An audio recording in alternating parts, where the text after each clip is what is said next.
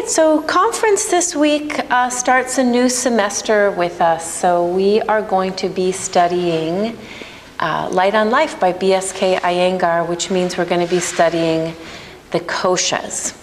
And if you guys do not have this book in your library, you can get it on Amazon.com or your local favorite bookstore. Support them. It is on the top 10 must be in your yoga library books. You guys are on 4 now, I think, of the books I've given you that I want in your permanent yoga library. This is a beautifully written book by Iyengar. He's so poetic and uses a lot of symbolism and analogies. And we actually read this book for a retreat in Italy this year, and hands down, everybody raved about the book and absolutely loved it. I think Light on Life, it sort of follows the title in that he helps really bring the koshas that's part of our yoga philosophy into our daily lives as householders, like how we really use our yoga practice to become better human beings, which is really what our first conference is about for this semester. Last semester we studied the spine, and although we were focusing on the spine, we're always focusing on the 3 bodies that Guruji refers to, which is the mental and the physical and the energetic. The mental would be the spiritual as well, like the emotional body. And then the anatomy of what we're doing, keeping our physical bodies healthy. And then, of course, what gets forgotten in yoga sometimes is very much about our energetic body and keeping our energy high and passionate and vibrant.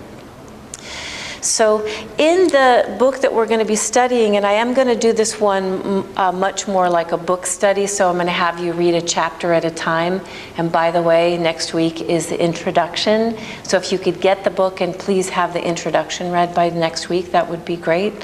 But we're going to be reading each chapter and really looking through the different koshas. I get to quiz you guys now. How many koshas are there? How many? So koshas are the sheaths. They're the layers of who we are. So I'm Diana Christensen. This is who I am in this lifetime. And there's all these layers that make up who I am. The first layer being just my physical body, right? The second layer of who I am being my energetic body. How many of these layers are there?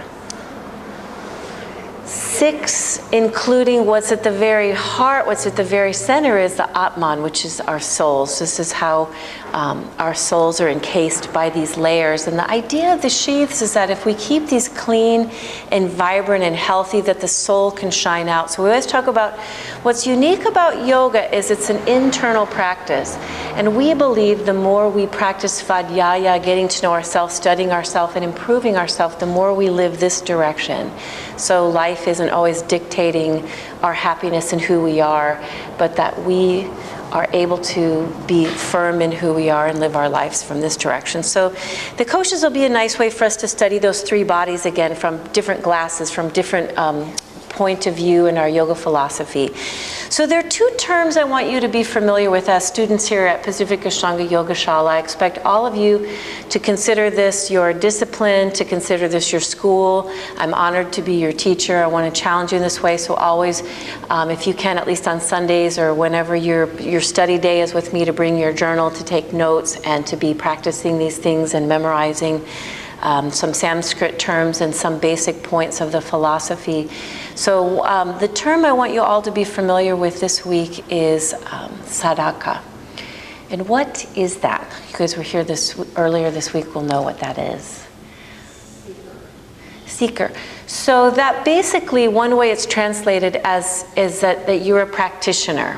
So that's a way of saying that you are a practitioner of this discipline of yoga. But what Sharon said is Iyengar's definition, which I absolutely love, and he defines us as the aspirant or the seeker. And I love playing with language a little bit, especially when we get the fun of translating something, because it helps us look at things different. Sometimes in our own English language, we almost get sedentary of our understanding of things, and it keeps our understanding sort of shallow. But when we question that and go deeper or look at another language or a way of connecting with a person through language, it really gives us sort of that in-depth, a little more depth in the understanding. So to say that you're not just a practitioner of yoga, but you are a seeker, it almost asks a question. What are you seeking? on your yoga mats? And I think that's always a good question for us to ask. So then, sort of within the answer is another question, which is another term I want you to know, which is sadhana. And what is that?